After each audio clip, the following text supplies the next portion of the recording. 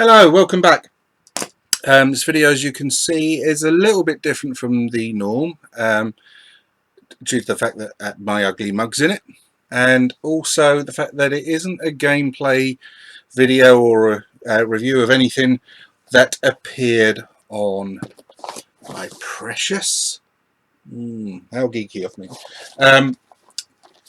It's just a bit of fun, this one. I've been requested by Villordsutch, my friend Rod, to partake in a 10-question challenge, and he has submitted 10 questions for me that he wants me to answer, and which I'm going to do so, and then I'm going to send him 10 questions and try and catch him out and make him look a bit silly. Okay, right, here we go. I'm going to keep on looking down at my phone every now and then because it keeps locking itself after every 30 seconds or so, and I have to unlock it. And there is apparently a way where you can make it last longer, but I haven't got a clue how to do that. I'm not particularly techno savvy. And another sort of slight warning is that my dog's in the room with me, and occasionally he likes to jump up on the bed as well and come and say hi. So Yoda may appear in the video at some point as well.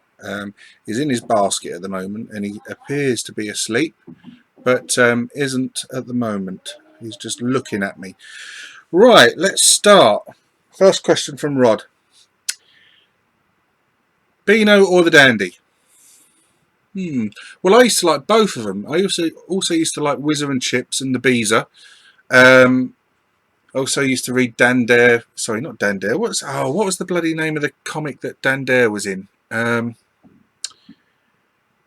it was relaunched in the early 80s, and it's gone for the life. Yeah, it's gone. I used to read that a lot, but the question was Beano or Dandy. Well, the Bash Street Kids was my favourite comic strip back in the day, and that was in the Beano, I believe. So I'm going to have to say it was the Beano, although I liked all the others as well. Right, question 2. What made you start recording videos on YouTube? What made me start? Well, I didn't even know I had a YouTube channel. I started in about June of 2014. My daughter pointed out to me that if you have a Google account, you have a YouTube account. So I did a couple of early sort of videos where it was literally just point my phone camera at the screen and sort of upload to YouTube. And then I just used to do things that way. If you think my videos are crap, technically, nowadays, then you should go back and have a look at some of those because they're abysmal. I did think about deleting them, but no, I actually quite like the fact that they're there. But the reason I started taking it on as a sort of proper hobby was sort of a self-defense mechanism, really, a way to stop myself being killed in my sleep by either my wife or my children. Because in September 2014 I was quite ill. You'll see in my channel there's a few vlogs about a disease called diverticular disease, which is a condition that affects your colon. I had that nearly wiped me out in September 2014 when I got a perforated bowel. I got peritonitis. I was in hospital for 9 days. Nearly had to have surgery to remove the affected part. I dodged that bullet and was treated with aggressive antibiotics, and it took some months to get back up to full speed. And for a while, while you're waiting for everything to heal up inside, there was literally nothing I could do. It was painful to walk. I couldn't even go out and walk the dog. And I was just stuck indoors. There's only so many things on Netflix, YouTube, etc. iPlayer that you can watch before you start climbing the walls, and that's what happened with me. So I decided to start just doing a few videos. I was very pleasantly surprised that they seemed to find an audience. People seemed to like them, and the channel started to grow. Not that I did it for the purpose of getting views or subscribers, but it was nice to see constructive comments starting to come in, supportive comments, and people starting to request or make suggestions and requests for things to cover. So I really sort of got the bug for it. and started from there. So yeah, it came out purely as a result of ill health, to give myself something to do, and to keep myself alive, because I had visions of, being brained with a frying pan whilst I slept. As you can tell, it never came about, and the world's a luckier place to have Baz in it. Oh, right, okay. Right, what's question number 3? What's been the worst game you've played so far? Now, I've quite enjoyed hunting some of the crap games down, just to sort of see the polar opposites from some of the fantastic games there are out there. The ones that I've covered so far, the ones I've actually played, I do have some in my collection of tapes and stuff that I've purchased recently that are supposed to be utterly woeful, but I've not actually played them yet. Games like LA SWAT. So the question is about ones I've played. Right. EastEnders, the arcade game. That is... it's very difficult to describe how poor that game is. Auf Wiedersehen Pet, the game from Tynesoft. Difficult to emote just how crap that game is as well. Super Gran is amusingly atrocious as well. I would have to say though that the one that I've played so far and that I've done videos on that has been the worst was Oriental Hero from Firebird, the sort of follow-up to Ninja Master. Even at £2, it was £2 too expensive. There is a video of it in the channel. If you really must do it to yourself, go and check it out, because it is an awful game. So that's my choice for what's been the worst game I've played so far. Okay, and to counter that, what was the best game? I had so much fun revisiting Xeno from A&F Software. Did a video of that earlier in the year. One of my favourite games of all time. So much fun. It's really quite overlooked as well, I think. Target Renegade again was, well, and Renegade to an extent, but Target Renegade to a greater extent, was just as much fun revisiting it as I remembered it to be. Death Wish 3, always loved that game. Had a lot of fun, hours of fun with that. It just never ends. It doesn't seem to have an ending until unless or until you get wiped out completely. I also enjoyed Tourmaline, homebrew game from Retro Souls. One of the best games. I still play it now to this day. It's fantastic. If it had been released as a full price game back in the sort of 80s, etc., you'd have happily paid money for it. It's a great game. Everything about it, its gameplay, its graphics, its sound is just spot on. It's just so much fun to play.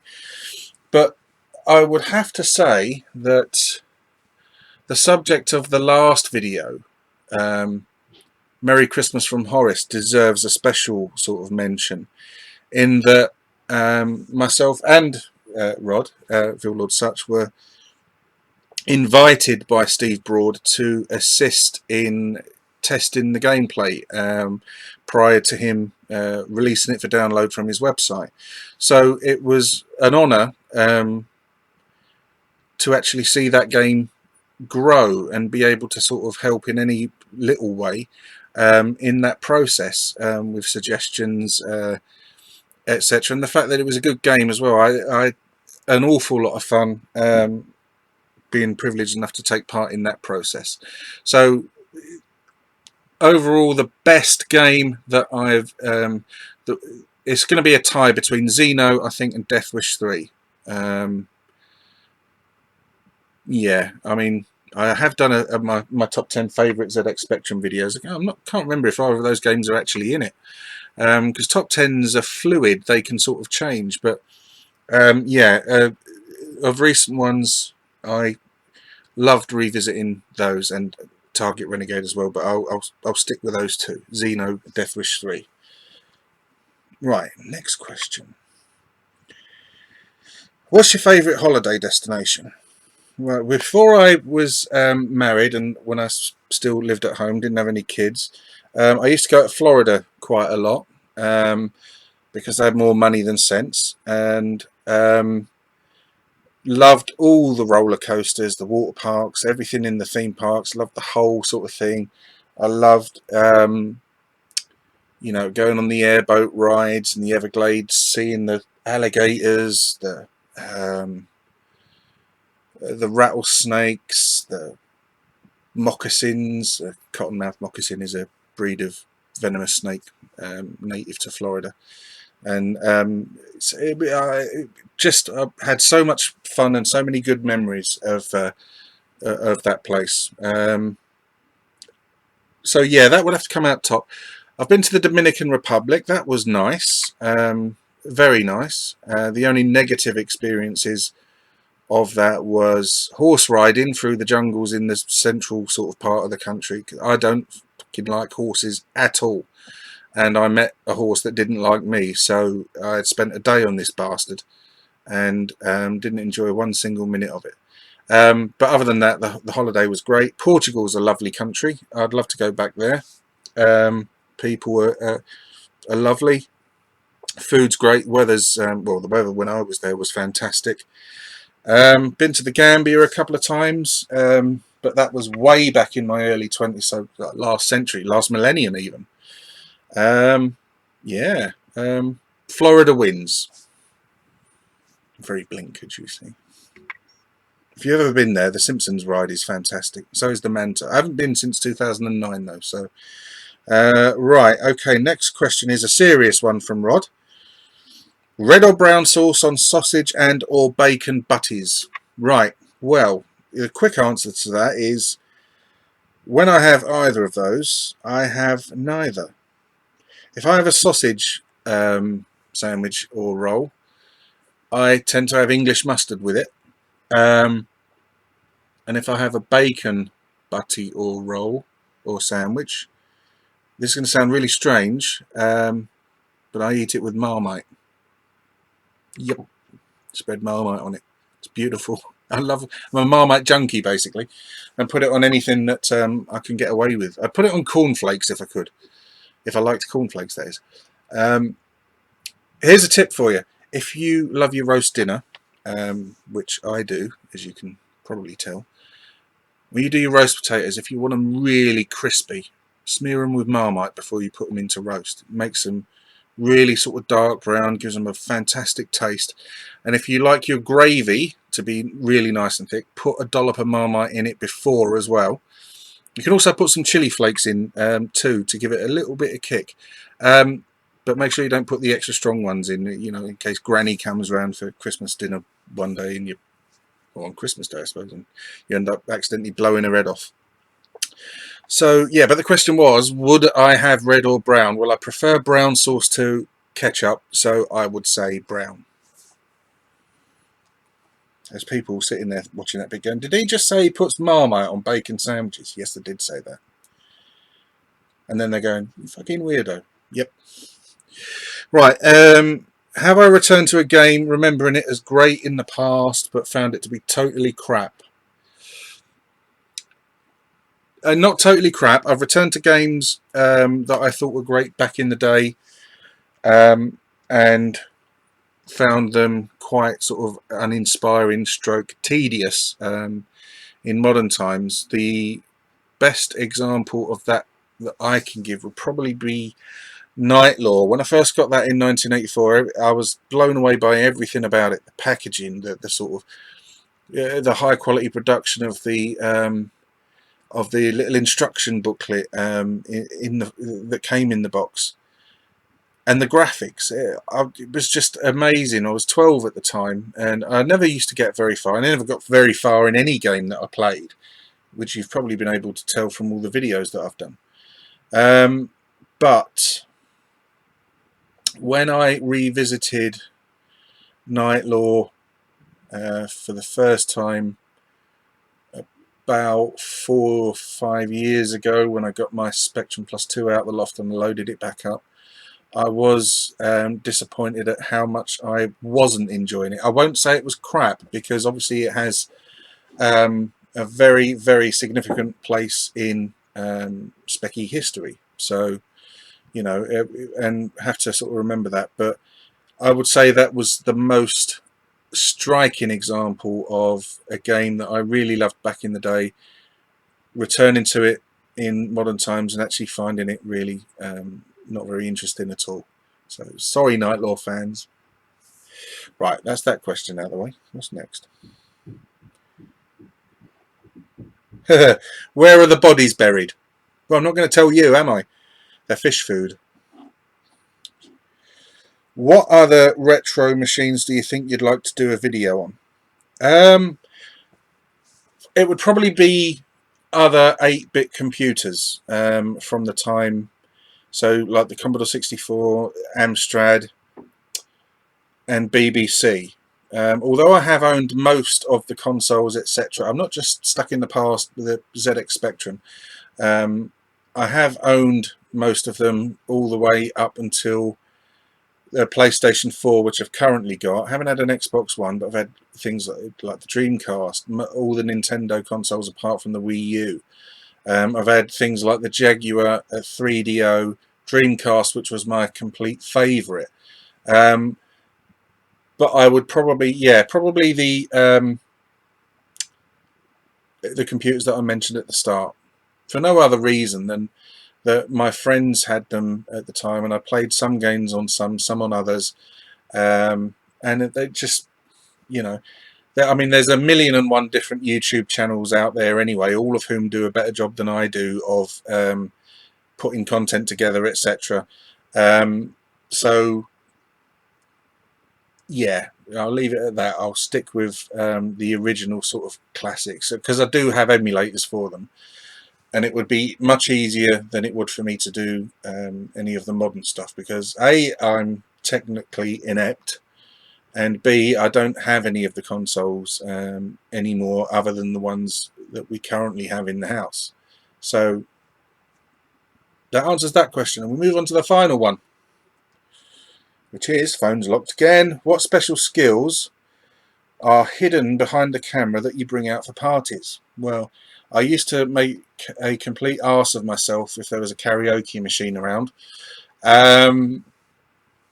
Murdering classics such as Back in the USSR, in the year 2525. I don't even know why I used to sing that one, or the first time I sang it, I didn't even know the words or the song. I just, the Mighty Quinn, I used to muller. Yeah, that's probably it. I get this kind of overbearing sense of confidence, and especially if I've had a few pints, of thinking that my voice is actually way better than it actually is. And people end up applauding me, not because of the gusto or professionalism or the greatness of my performance, but with the fact that I'm so bad I'm good, probably. Oh, and I can turn my eyelids inside out, but I'm not going to do that on camera because it stings. That's it. Thank you ever so much for watching, folks. I hope that was enlightening to some extent for you, and Rod, I hope I answered everything to your satisfaction. My questions to you will follow, and then I look forward to watching your video. Take care, everyone. Hope you have a great coming week. Hope the rest of your Sunday's beautiful. And if I don't see or hear from you before Christmas, make sure that you have a great one. Thank you ever so much for watching. Take care. Goodbye.